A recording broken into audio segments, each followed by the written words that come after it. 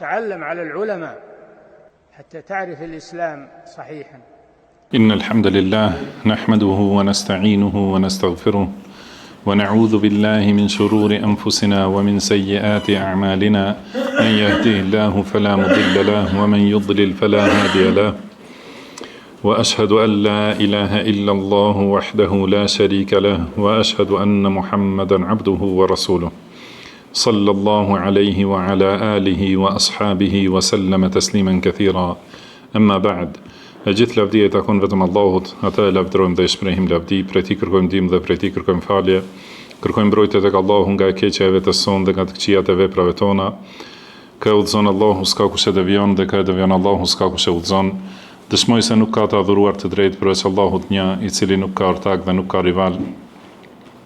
Dhe dëshmoj se Muhamedi është rob dhe i dërguar i tij. Salavatet dhe selamet e shumta të Allahut qofshin për të, për familjen e tij dhe të gjithë shokët e tij, si dhe të gjithë ata që e ndjekin udhën e tyre deri në ditën e gjykimit. Mëtej, o Zoti ynë ti i lartësuar dhe i pastër nga çdo emet, ne nuk dim asgjë posa asaj që na ke mësuar ti, në të vërtetë ti je gjithdituri, i urti. O Allah, na bëj të dobishme atë që na ke mësuar, na mëso atë që na bën dobi, na shto diturinë, na përmirëso gjendjen tonë të rësi dhe mos na lër të mbështetur në vetët tona asnjë çast. Vazhdojmë me leximin e librit Umdatul Ahkam të autorit Abu Muhammad Taqiyuddin Abu Muhammad Abdul Ghani ibn Abdul Wahid al-Maqdisi al-Jamma'ili, i cili ka lindur në vitin 541 dhe ka vdekur në vitin 600 të Hijretit.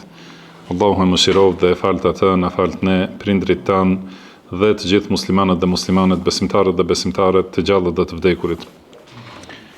Jemi në kapitullin e radhës që është Kitabut Talaq, do më thanë kapitulli talakut ose divorcit. Edhe ky, do më thanë, pasi mësum diçka prej rregullave të martesës edhe në lidhje me bashkëjetesën me gratë, po ashtu është përmendur edhe rregulla, do më thanë, ose ligjet që kanë të bëjnë me divorcin. Dhe do të flasim se, do më thënë, ky shariat është i përsosur në të gjitha aspektet dhe i përkryer mesatar dhe i drejt në secilën çështje. Njëherë fjala talak në gjuhën arabe, do më thënë, zgjidhje e nyjes, do më thënë, hapje dhe lëshim, do më thënë, e nyjes, dhe në përgjithësi, do më thënë, ka kuptimin e lënjes dhe lëshimit, lirimit. Kurse kur përmendet në terminologjinë e shariatit, në temat e fikut, do të thonë, është për qëllim prishja e kontratës së martesës. Do të thonë, shkurtimisht, pra definicioni i talakut është prishja ose zgjidhja, do të thonë, e kontratës së martesës. Dhe ky definicion, do të thonë, përfshin vetëm një aspekt të kuptimit gjuhësor, sepse kuptimi gjuhësor i fjalës talak, do të thënë, ka më shumë domethënie më i gjerë. Ose përkthimi, do thotë divorc apo shkurërzim. Dhe divorci është pra i ligjshëm në shariat dhe përket ka argumente të shumta prej librit të Allahut, prej sunetit pejgamberit sallallahu alaihi wasallam, dhe për të ka ixhma, unanimitet mes dietarëve, dhe gjithashtu është, po ashtu themi se bazohet dhe sqarohet logjikisht në bazë të analogjisë dhe analizës. Do të thonë, është e ligjshme sipas rregullave të shariatit që të ndodh, të përdoret, do të thonë, ky mjet ligjor. Prej Kuranit ka disa ajete, siç është ajeti at-talaqu marratan, do të thonë, talaku ose divorci, shkurërzimi bëhet 2 herë, pastaj e treta, do të thonë, vazhdojnë rregullat për sqarimin e talakut. Dhe në ajetet tjera, po ashtu, edhe një sure e ka quhet Suratut Talaq, do të thonë, surja që flet për shkurërzimin. Edhe në hadith, në sunet, do të thonë, ka disa hadithe dhe disa prej tyre do t'i përmendim këtu, që vërtetojnë se është divorci, do të thonë, është në brenda suazave të ligjeve të shariatit. Tham ka ixma, për këta askush nuk ka kundërshtuar. Në esencë, divorci, ose shkurorëzimi, ose talaku, më thënë është halal, është i lejuar, në esencë, por është gjykimi për ta është me kru. Do më thënë, është diçka e urryer dhe e dekurajuar, do më thënë në shariat. Pra nuk është haram, por është shumë e shkurajuar, që mos përdoret. Edhe, se thamë, kanë vërtetu, dietarët e kanë përmendur një hadith, që thot, abghadul halali inda Allahi, at talaq, do më thënë halali më i urryer tek Allahu është talaku, por, ky hadith është i dobët, do më thënë nuk është për argumentim. Megjithatë, e shohim në argumentet e shumta, do thotë mund ta kur i mbledhim ajetet e ndryshme që flasin për talakun, edhe hadithet gjithashtu, e shohim se gjithmonë është shkurajohet njeriu që mos e veproj talakun, do të thonë. Edhe vetë rregullat që do t'i mësojmë tregojnë se kur ecet sipas rregullave të shariatit, do thotë talaku gjithmonë si zgjidhje bëhet që të shtyhet më vonë, edhe të vonohet, mos bëhet nxitim, ose mos bëhet as pak. Do të thonë, gjitha këto rregullat që i mësojmë në fik për talakun, do të thonë tregojnë se është me të vërtetë sipas kuptimit të kësaj fjale, se është i urryer te Allahu subhanahu wa taala, megjithse është i lejuar. Dhe kjo e tregon përsosmërinë e shariatit, sepse qëllimi i shariatit është, do të thonë që të formohet familja dhe të lullëzoj familja, të rregullohet jetesa bashkëshortore, do thotë, mes burrit dhe gruas, dhe do të thonë ky është qëllimi i shariatit. Mirëpo, ndonjëherë në ndonjë martesë ose në ndonjë jetesë, do thotë bashkëshortore, nuk ka zgjidhje tjetër përveç se talak. Prandaj, shariati nuk e ka ndalu krejtësisht. Nuk është ndaluar krejtësisht, është si zgjidhje e ligjshme. Por është çdo herë shkurajuar dhe e shtyr, domethënë që të vonohet më shumë. Dhe edhe faktin se është talaku i papëlqyer, ose Allahu subhanahu wa taala e ka përmendur se talaku është prej veprave të magjistarëve, ose ndarja, do të thënë ndarja mes burrit dhe gruas është vepër karakteristika kryesore e magjistarëve. Edhe veprat e magjistarëve kuptohet se janë të gjitha të prishura, të shëmtuara, edhe ato janë të urryera. Edhe prandaj kush kontribon për ndarjen mes burrit dhe gruas, thotë ka përngjasim me magjistarët. Gjithashtu pejgamberi sallallahu alejhi wasallam ka përmendur në hadith se është prej veprave të shejtanëve, edhe se iblisi e vendos fronin e tij në ujë edhe i thret ushtritë e tij, dhe e pyet secilin se çfarë të keqe ka bërë, dhe ai që thot un jam mundu, kam vazhdu, do të thënë derisa kam da një burr nga gruaja e tij, edhe atëherë atë afron edhe ngren pozitë dhe thot ti e ke qellu, do të thënë vepra jote është e dashur për shejtanët dhe për iblisin. Por tham, do të thënë me gjithë këtë, pra është i lejuar, sepse ndonjëherë, pra këtu e shohim se ligji i përsosur i Allahut, shariati që na ka ardhur ne, është pra i përsosur dhe është mesatar i drejtësi, do të thënë mes asaj që është te jahudit dhe te mushrikët në përgjithësi, dhe mes asaj që është te krishterët. Do të thënë te jahudit dhe mushrikët, talaku është i pakufizuar. Do të thënë mund ta bëj njeriu në secilin moment, edhe mund ta përsërisë shumë herë pa kufi, mund të kthehet, martohet, ndahet e kështu me radhë. Kjo është prej rrugëve të mushrikëve dhe rrugëve të xifutëve. Edhe prandaj mjafton me këtë ta kuptojmë atë që me keqardhje të madhe ndodh në shoqërinë tonë për shkak të largimit prej mësimeve të fesë Allahut subhanahu wa taala. Që ndodh kjo që ndahen, martohen, ndahen, bashkohen, do të thonë ndahen, bashkohen, ndoshta me 10 herë, edhe me këtë do thotë i kanë kundërshtuar rregullat themelore, do të thonë rregulla kryesore në lidhje me bashkëjetesën pra mes dy bashkëshortëve. Do thotë nga njëra anë e kemi këtë lejimin e pakufizuar, që është padrejtësi, dhe sheriati nuk e ka bërë kështu të pakufizuar. Talaku është halal, siç tham, i lejuar me shumë kufizime dhe ngushtime. Do të thonë nuk është halal i gjerë, por me shumë ngushtime. Kurse nga ana tjetër, ajo që është në ligjet e krishterëve, do të thonë është se nuk ekziston talak.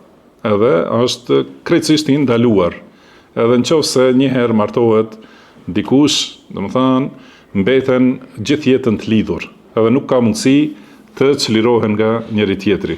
Prandaj, do të thonë me këtë ose janë shkatëruar jetë të njerëzve, ose do të thonë siç kanë bërë ata që kanë pas pushtet për shembull, i kanë çu gratë e tyre në manastire, do të thonë që të bëhen murgesha, edhe që të mund të martohen ata me tjerë, kanë bërë mbretërit edhe aristokrate kështu me radhë, ose kanë bërë vepra që janë përgjithmonë të ndaluara në fenë e tyre, ose do të thonë kanë jetuar me këtë urrëtie mes veti.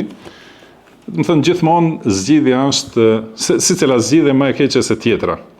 Për këtë shkak, këto shoqëritë e Evropës dhe Amerikës, do të thonë këto që edhe në përgjithësi në vendet ku është më i përhapur krishterizmi, e kanë marrë këto parime nga Islami. Edhe ju ndoshta e dëgjoni se sot ata krenohen për parimin e civilizimit perëndimor, duke thënë se ky është civilizimi ndërtuar mbi parimet judeo-kristiane. Ashtu thonë, domethënë është i ndërtuar në parimet e Biblës, domethënë të judaizmit dhe krishterimit, por nuk është e vërtetë. Domethënë kjo është një shembull, mund të gjejmë në secilin prej ligjeve dhe në secilin prej parimeve shoqërore se është kundërshtim me fenë e tyre, me fenë domethënë të hebrejve dhe me fenë e krishterëve. Dhe ligjet civile që i quhen, ligjet qytetare, i kanë kopjuar nga sheriati. Edhe për këtë shkak kur e kanë kundërshtuar fenë e tyre dhe kanë ndërtuar civilizim në parimet e sheriatit, megjithëse jo e dukshme, por parimet kryesore, domethënë janë të sheriatit, edhe siç dihet se është përmendur shumë që ligjet e themelimit të Republikës Francës janë fotokopje e mëdhëbit Maliki. Domethënë ajo është diçka e njohur dhe secili hulumtues mund ta hulumtojë, do thotë. Kjo është sfidë për secilin hulumtues, që mos thonë se, domethënë flasim vetëm kot, ta vërtetojnë të kundërtën. Për këtë shkak, me të vërtetë kanë ecur përpara, se përderisa ka qenë civilizimi i tyre i ndërtuar mbi parimet judeo-kristiane, kanë qenë në fundin e listës së civilizimeve. Por kur e kanë braktisur atë rrugë dhe e kanë kopjuar sheriatin në parimet bazë, edhe në shumë prej ligjeve, e kanë kopjuar sheriatin, atëherë kanë ecur përpara. Dhe në të njëjtën kohë, do të thënë është një realitet historik, të njëjtën kohë muslimanët e kanë braktisur sheriatin, edhe kanë braktisur fenë e tyre, është përhapur ignoranca, është përhapur, do të thënë, humbja e fetarisë dhe kanë rënë në nivelin më të ulët. Prandaj, ne e kemi mjetin për ngritje, i kemi mundësitë, vetëm duhet punë, duhet mësim dhe veprim sipas fesë sonë dhe atëherë vjen ngritja, nuk është kurse e kundërta është vetëm shkatrim. Domethënë shkurtimisht, e kundërta, largimi prej sheriatit është vetëm shkatrim. Prandaj edhe në këtë çështje edhe në shumë domethënë edhe kemi përmendur disa herë, edhe ka shumë që s'kemi përmendur, se nuk kemi domethënë përsosur, na kanë hikur shumë, ndoshta do të vinë tjera që do të përmenden, domethënë secilën çështje e shohim se atë me të cilën na mburren të huajt, në realitet është e jona, që ne kanë uzurpu dhe ne kemi braktis.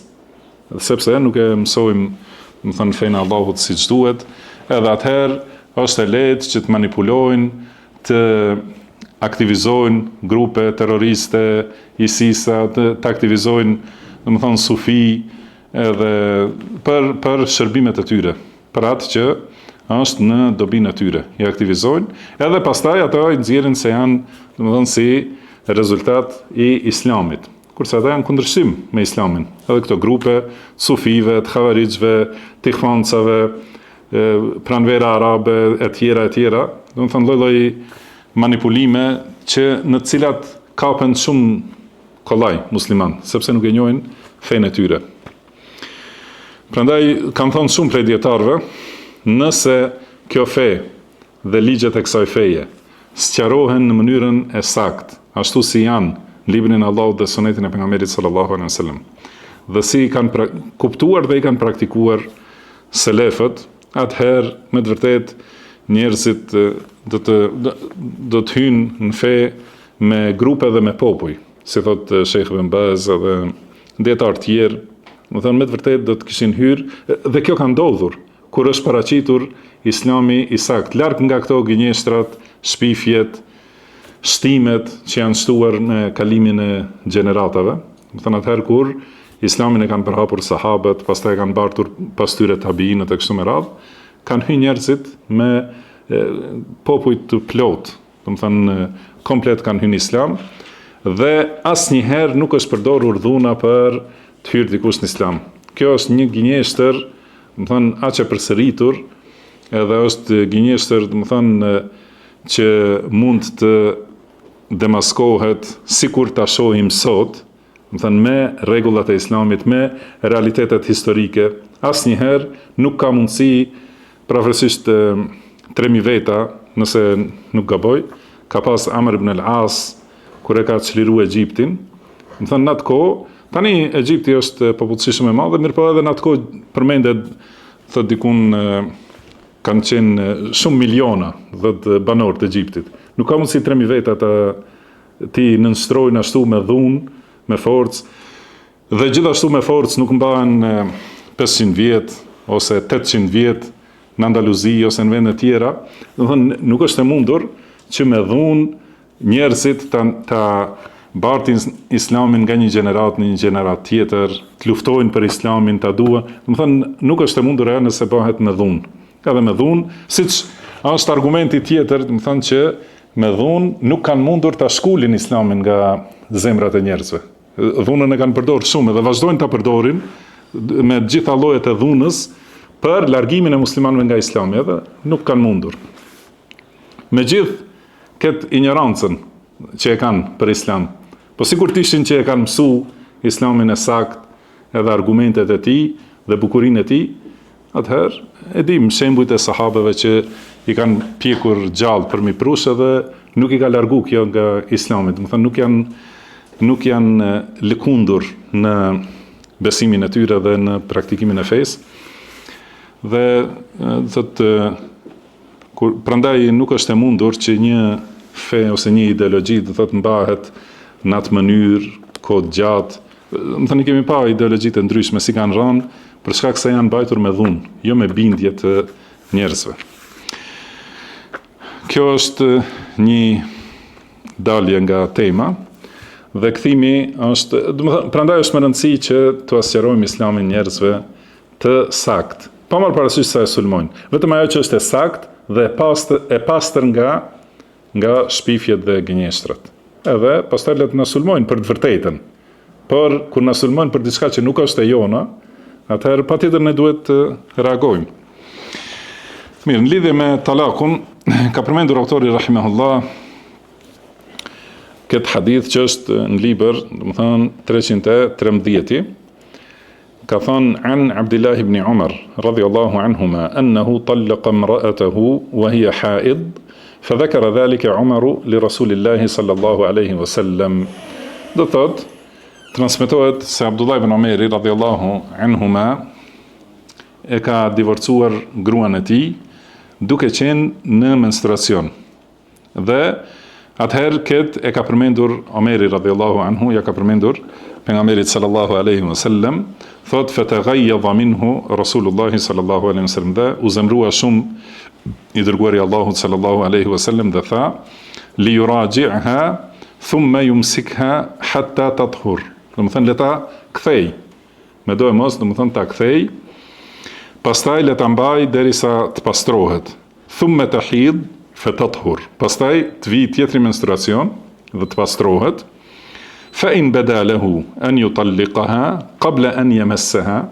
Atëherë nëse vazhdon ta ketë mendimin që ta divorcoj gruan e tij pa pasur kontakt me të, fatilka al-idda kama amara Allahu azza wa jall. Do të thënë atëherë kjo është idda në të cilën ka urdhëruar Allahu që të ndodh talaku. Do të thënë Allahu ka thënë fatalliquhunna li'iddatihin. Do të thënë nëse i divorcojni gratë, atëherë divorcojni në kohën e iddes. Dhe idda ka sqaruar pra pejgamberi sallallahu alaihi wasallam që duhet të jetë koha e pastërtisë, do të thënë cikli mes dy menstruacioneve, në të cilën nuk kanë pasur kontakt intim, do të thënë marrëdhënie seksuale, nuk kanë pasur në atë kohë, atëherë lejohet talaku. Në tjetër transmetim, hatta tahida haidatan mustaqbala. Do të thënë le ta mbaj derisa të vi menstruacioni tjetër.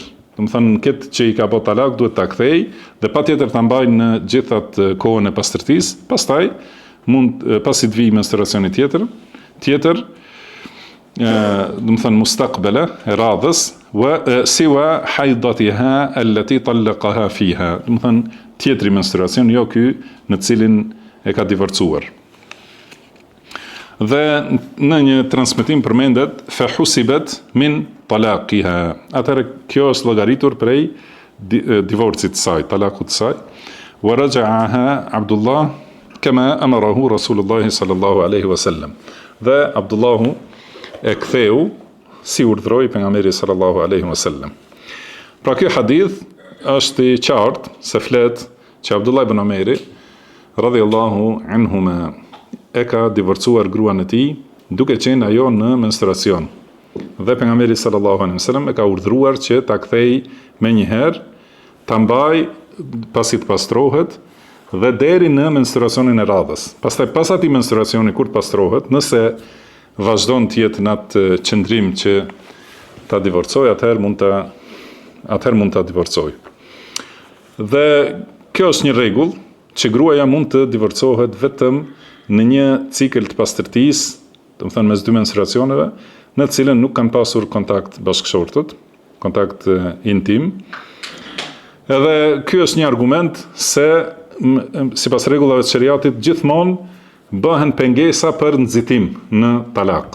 Do të thënë nëse ndodh që burri në atë moment do të thënë kaplon nervoza dhe zemrimi, do thotë duhet ta di që nuk ka të drejtë. Atëherë ligjërisht nuk mund ta divorcoj në atë kohë, për shembull brenda atyre ditëve që kanë pasur kontakt paraprak, ose i ndodh kjo gjatë menstruacionit, edhe gjithashtu në ato ditë nuk mundet, duhet patjetër të pres disa ditë. Me do e mos, mund të pres ndoshta disa ditë, ose një javë, ose 2-3 javë, që t'i lejohet talaku. Do thotë që duhet patjetër të jetë i menduar. Nuk mundet vetëm në momentin e shpërthimit, do thotë të nervozës. Pra nga ky hadith kuptojmë se është haram talaku gjatë menstruacionit. Dhe quhet në terminologjinë e dietarëve të fikut, do të thonë quhet talak bid'i. Do të thonë jo sipas sunetit, po talak i bidatit. Dhe do të thonë bidat do të thotë çdo gjë që nuk është sipas rrugës së shariatit. Edhe ky lloj talakut quhet talak bid'i. Dhe pastaj Pra nga ky hadith e shohim se nëse i ndodh dikujt, do të thonë ka obligim ta kthej gruan, edhe të vazhdoj martesa, atëherë duhet pres edhe një muaj tjetër, patjetër. Patjetër duhet pres edhe një muaj që të pastrohet, pastaj duhet të ketë, si do ta sqaroj më vonë, do të thonë duhet patjetër të ketë edhe kontakt në atë pastrim, në atë periudhë të pastërtisë, që në menstruacionin e radhës, atëherë kur të pastrohet pas atij, mundet të divorcojë. Dhe pse është, do të thënë, kjo rregull njëherë ndalohet gjatë menstruacionit, që mos i bëhet padrejtësi gruas, se në atë rast duhet koha e pritjes të jetë shumë e gjatë. Do të thënë, i shtohet edhe një menstruacion, do të thënë, është kohë më e gjatë e pritjes.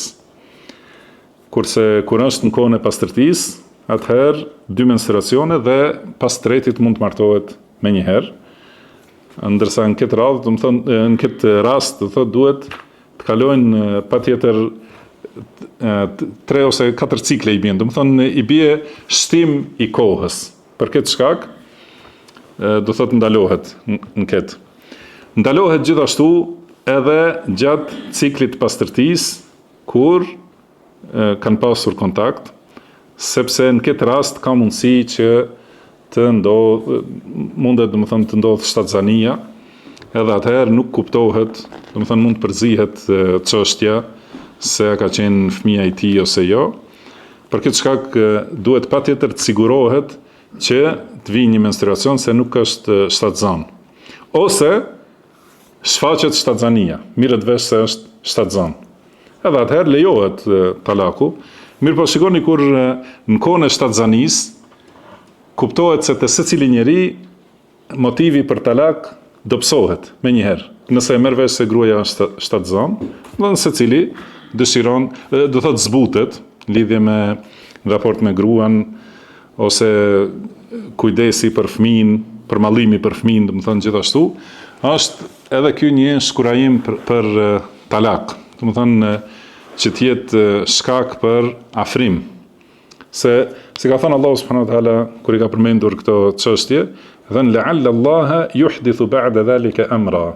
Do të thonë ka urdhëruar Allahu, do ta përmendim këtu tani te hadithi i radhës për ushqimin dhe banimin e gruas, kur e ka obligim burri që e ka divorcuar gruan. Sa thotë ndoshta Allahu do t'ju sjell një çështje. Do të thonë që duhet të vazhdoj gruaja të jetë në shtëpinë e burrit edhe pas divorcit, ndoshta ndodh që zbuten kur vazhdojnë ta shohin njëri tjetrin edhe e shohin rrezikun e ndarjes dhe largimit, atëherë ndoshta kthehen edhe vazhdon gjithashtu, do të thonë martesa. Ka një ikhtilaf në lidhje me këtë hadith. Nëse burri e divorcon gruan gjatë menstruacionit, a llogaritet ky një talak ose jo? Do të thënë dini ju se ka drejt 2 herë që kur mund ta kthej. Kurse 3-ën herë nëse e divorcon, atëherë nuk mund ta kthej. Nëse ka divorcuar në kohën kur është e ndaluar. Edhe kur është e ndaluar, do të thënë, pra gjatë menstruacionit ose gjatë ciklit pastërtisë në cilin kanë pas marrëdhënie mes veti, atëherë nëse e divorcon këtë kohë, pra padyshim se është haram, ka bërë një haram burri. Mirë po, a llogaritet, a numërohet si talak? Xhumhuri dietarëve, që janë prej tyre 4 medhhebet, janë të mendimit se llogaritet një talak, edhe kanë vërtetuar me këtë hadith në 2 aspekte. Një herë që ka thënë pejgamberi sallallahu alaihi wasallam fel yuraji'ha, do të thënë le ta kthej.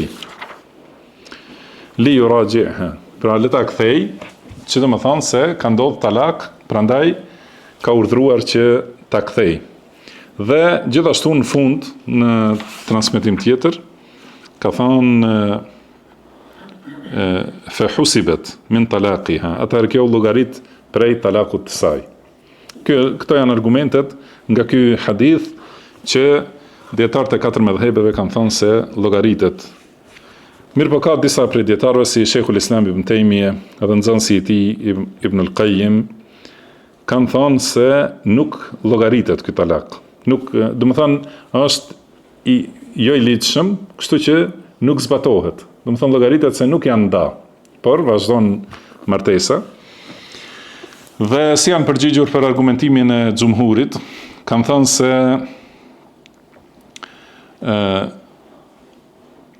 ka me një transmetim tjetër te Abu Davudi dhe Nesaiu, njëherë, kanë thënë se Abdullah ibn Omeri e ka divorcu gruan e tij duke qenë ajo në menstruacione. Pastaj thot Abdullah ibn Omeri, thot faraddaha alayya wa lam yaraha shay'an. Do të thonë ma ktheu pejgamberi sallallahu alaihi wasallam dhe nuk e llogariti asgjë. Do të thonë sikur s'ka ndodhur ky talak. Dhe tjetër në lidhje me atë që ka thënë le ta kthej, pra kanë thonë Ibn Taymija dhe Ibn Qayyimi se qëllimi është ta kthej siç ka qenë, pa ndryshu asgjë, do të thonë të vazhdojë martesa. Dhe po ashtu për fjalën e Ibn Omerit, do të thonë këtu që ka thonë se husibet min talaqiha, llogarit prej talakut saj, kanë thonë se kjo është ijtihadi Abdullah ibn Omerit, nuk është fjalë e pejgamberit sallallahu alaihi wasallam. Kjo, do thotë, është prej edhe Ibn Qayyimi, e dini si është rruga e tij dhe fuqia e tij e diturisë, do të thonë ka sqaruar shumë, edhe ka sjellë shumë argumentime në librin Tahdhibus Sunan. Mirpo megjithatë fjala e xhumhurit është më e fuqishme sepse këto në hadith, do të thonë janë më të drejtë për drejta këto fjalë që se edhe talaku edhe kur është i ndaluar, do të thonë nëse ndodh, ai llogaritet një herë, edhe për këtë shkak duhet të ketë kujdes njeriu. Do të thonë nëse ndodh talak kur e ka ndaluar talakun, atëherë njeriu edhe ka humbur një shans, edhe ka obligim ta kthej patjetër. Do të thonë prandaj duhet të ketë parasysh këto rregulla. Pastaj thot në hadithin e radhës an Fatima binti Qais radiyallahu anha anna Aba Amr ibn Hafs talaqaha albatta wa huwa ghaib.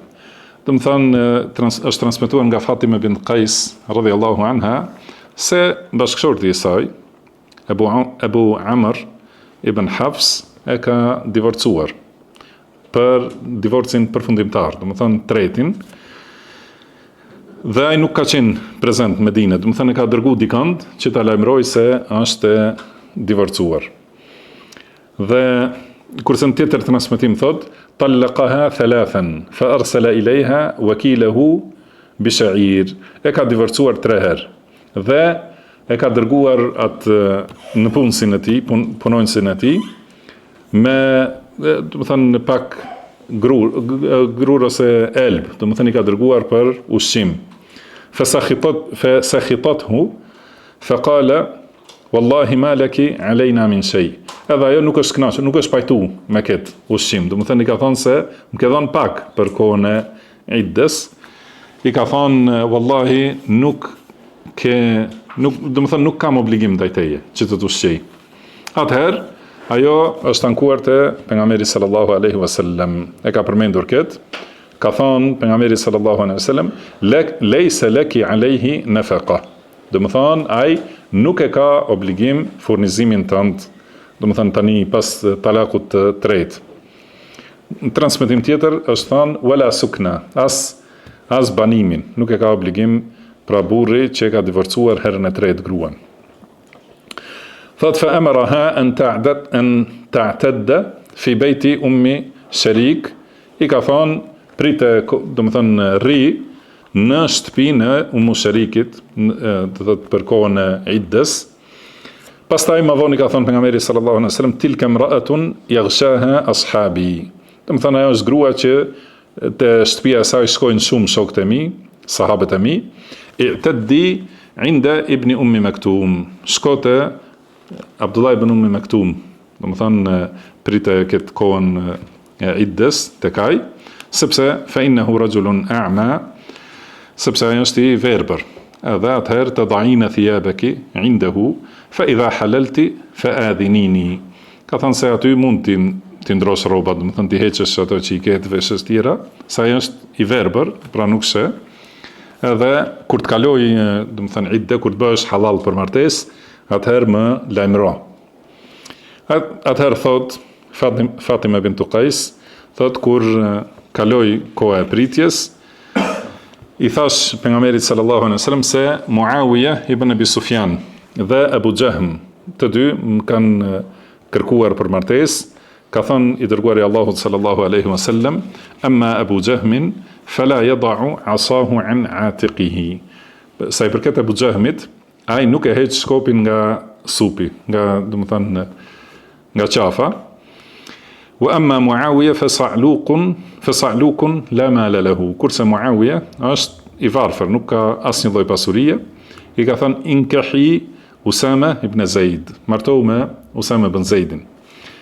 Fakarihathu, dhe ajo nuk ka dashur të martohet. Pastaj i ka thënë pejgamberi sallallahu alaihi wasallam për zdyti, martohu me Usama ibn Zaidin dhe është martuar, thot faja'ala Allahu fihi khairan waghtabatat bihi. Atëherë Allahu subhanahu wa taala i ka dhënë shumë mirësi dhe ka qenë shumë e lumtur me Usama ibn Zaidin. Këtu shiko tani, pra kjo grua Fatima bintu Qais është divorcuar me divorc përfundimtar. Dhe kemi treguar se divorci e kemi përmendur edhe një herë, po do ta përmendim se ka 4 lloje divorcit. Janë njëherë 2 divorcet që ka drejt njeriu burri, do të thënë, ta divorcoj gruan dhe ta kthej. Pastaj është divorci i tretë që nuk ka drejt më shumë ta kthej. Pastaj ka divorc me dëmshpërblim, do të thënë kur gruaja e kërkon dhe e paguan burrin, do të thënë ja kthen mehrin ose diçka për të cilën merren vesh.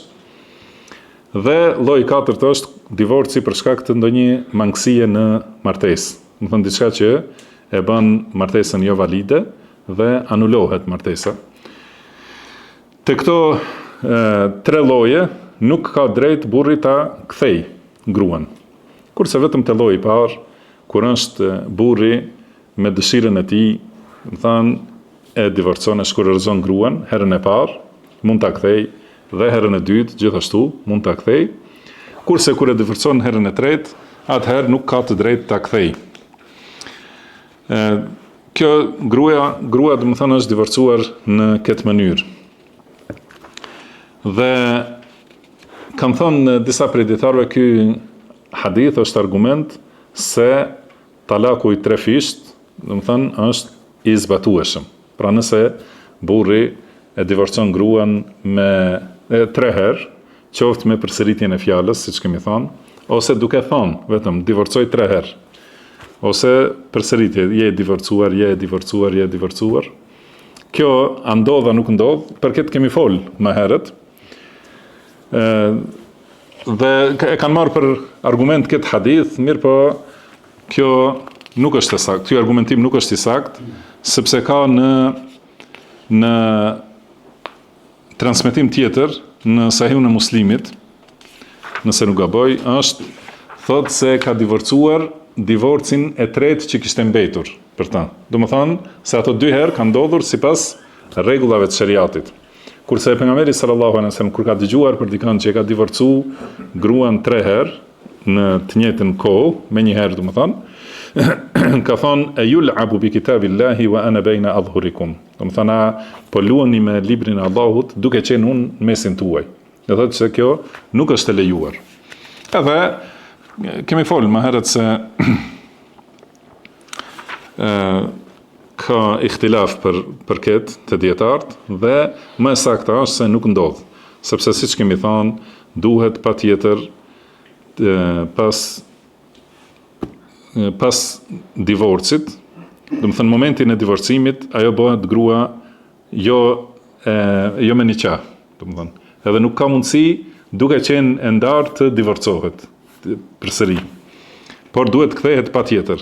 Dhe ky kthim duhet të jetë me do e mos, si u tha në hadithin e Abdullah ibn Omerit, që duhet të jetë kthimi në këtë kohën e pastërtisë dhe të pritet deri në menstruacionin tjetër. Patjetër kjo ndodh dhe po ashtu në transmetim tjetër sa më hiku ta përmendi, është thonë që të ketë patjetër marrëdhënie në këtë cikël të pastërtisë kur e kthen. Patjetër, sepse që të jetë martesa e plot, duhet patjetër kjo të jetë pjesë e bashkëjetesës. Përndryshe, ky është qëllimi kryesor i martesës. Nuk mund të kthehet edhe mos ken kontakt. Burri dhe gruaja nuk llogaritet se është kthim.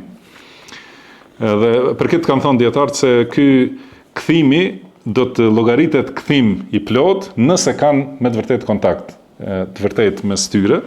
Atëherë duhet të kalojë menstruacioni, të vi pastrimi tjetër, atëherë mund ta bëj talakun e dytë. Kështu që një talak, do të thënë 3 talake në të njëjtin vend, në të njëjtën kohë ose në të njëjtin moment, ato nuk janë të pranuara. Ato edhe nëse thot njeriu 100 herë, do të thënë llogaritet se e ka divorcuar një herë. Kurse në këtë rast, do të thënë ky ka qenë talaku i tretë që i ka mbetur, do të thënë siç është në transmetim tjetër.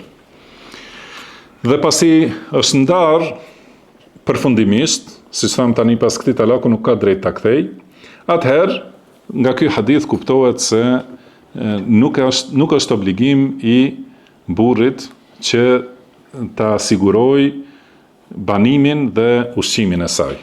Nuk e ka më obligim. E ka obligim në herën e parë dhe të dytë, thotë nëse divorcon gruan, është obligim që të vazhdoj ushqimi dhe banimi i saj derisa të kaloj koha e iddes. Që në këtë kohë ose mund të ndodh kthimi, ose pritet dhe kalon plotësisht koha dhe ka ndodhur ndarja e plotfuqishme. Do të thonë tani është ndarje me të vërtetë, atëherë secili e ka jetën e vet.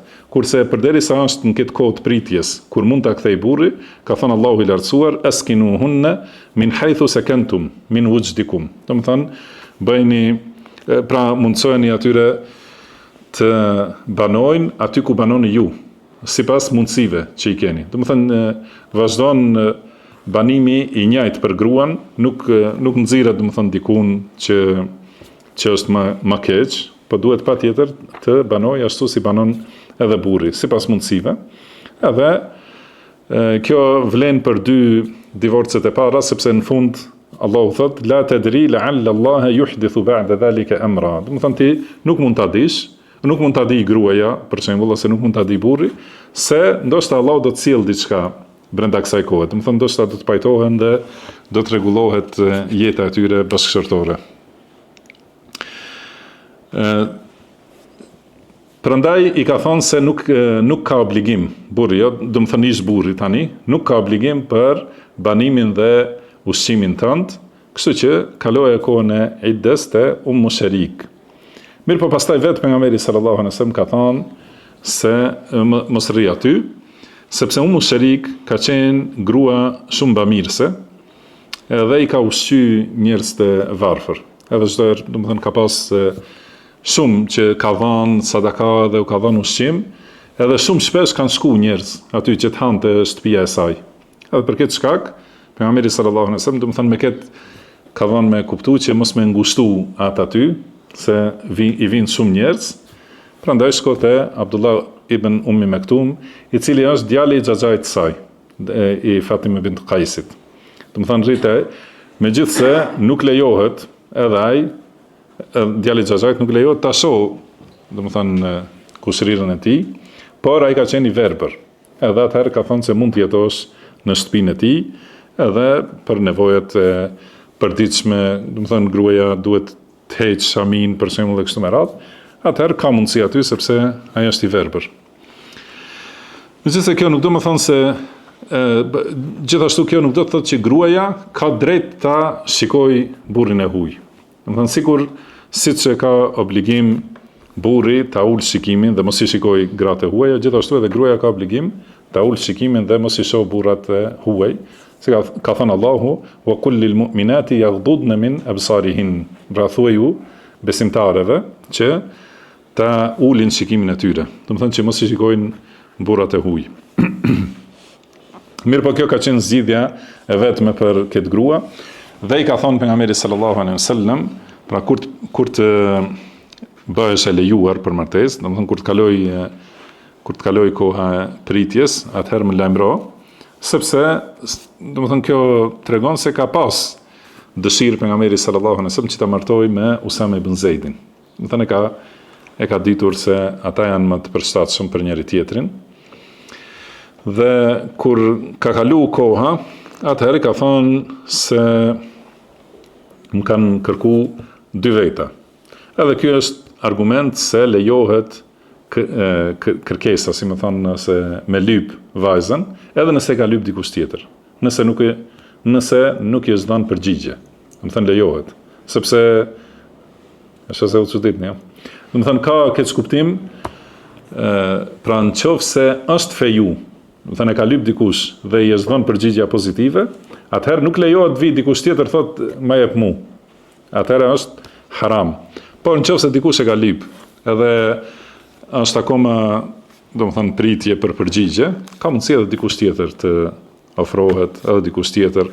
Pra këtu, 2 prej sahabeve kanë kërku dhe asnjërit nuk është përgjigj, por është konsultuar me pejgamberin sallallahu alaihi wasallam. Dhe ai ja ka propozuar tretin, edhe ka thënë me këta 2 mos martohet, se njëri ka thënë është që nuk e lëshon shkopin nga qafa, ose nga supi. Dhe çka do thotë kjo? E dini se ka pak ihtilaf për këtë, mirë po e vërteta është se qëllimi është që ai e rre gruan, do më thënë Ebu Xehm. Edhe argument për këta janë 2 transmetimet në Sahihun e Muslimit.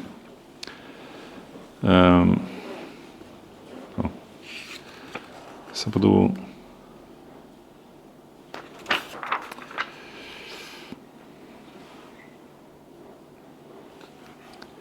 Po. Mirë, 2 transmetime janë në Sahihun e Muslimit. Po, se një ka thonë, të njëri transmetim thotë, wa amma Ebu Xehmin, fa rajulun darrabun lin nisa. Do të thënë Ebu Xehmi është njeri ose burr që i rre gratë. Do të thënë mos u marto me ta. Po ashtu ka në tjetër transmetim ka thonë wa Ebu Xehm fihi shiddatun ala nisa. Do të thënë Ebu Xehmi është i ashpër ndaj grave. E ka më thënë sjelljen e ashpër, edhe prandaj mos u marto me ta. Kurse Muawija është i varfër, do të thënë do të kesh vështirësi, por martohu me Usame ibn Zeidin. Në fillim nuk ka dashur, për çka? Sepse Usame ibn Zeid ka do të thënë preardhjen e robrisë, do thotë babai i tij, Zeid ibn Haritha, ka qenë rob.